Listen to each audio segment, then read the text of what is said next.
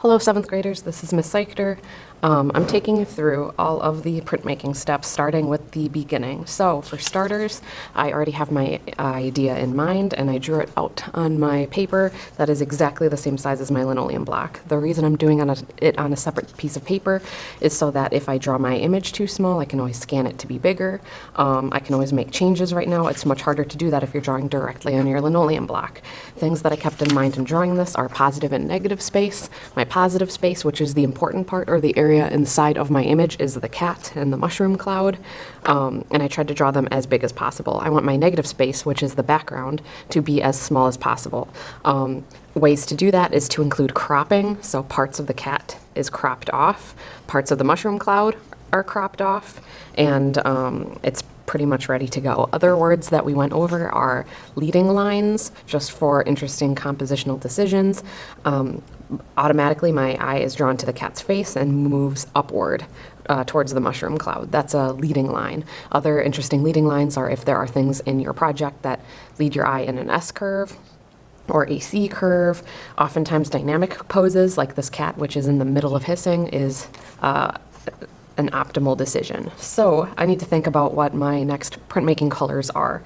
I have some colored pencils and I need to start coloring on this sheet to plan ahead.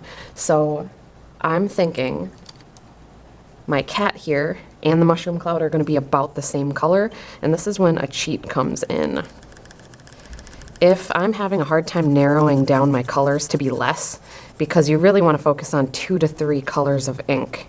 If you can't get an interesting design with 2 to 3 colors of ink, then I recommend you do a rainbow print. Much later, I will demonstrate how to blend one color of ink into another.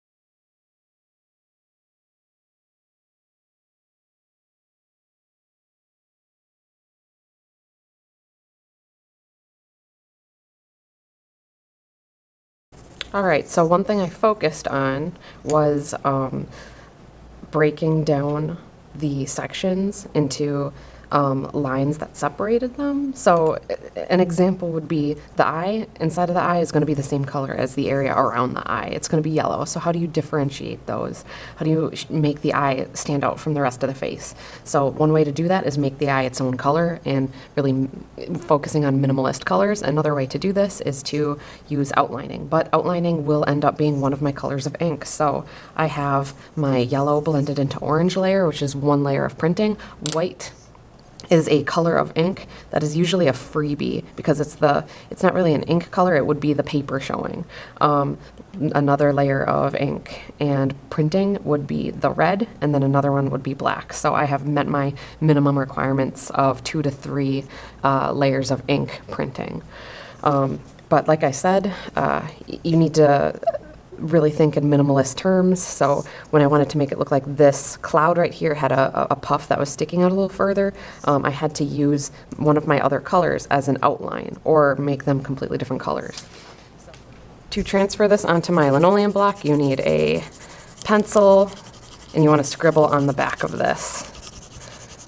Doesn't have to be pretty scribbling, but it does have to be around the whole thing. Once that's done, you need to line that up on your linoleum block and tape it down.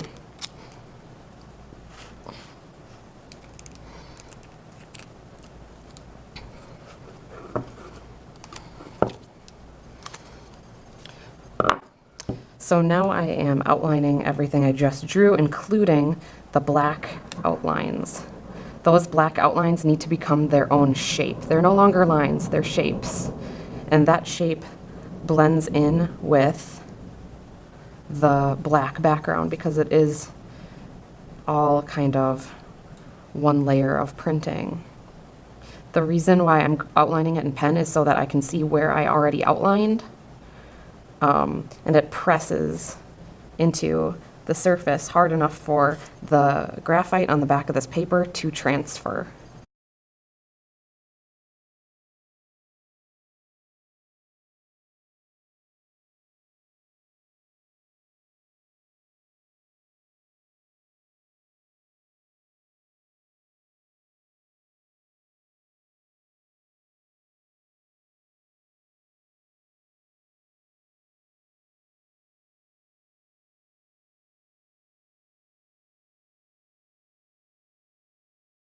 So now that I traced over everything, my graphite should have transferred, and I need to look at my design and keep referring to my colored image. And the first thing I need to do is carve away the areas that need to stay white.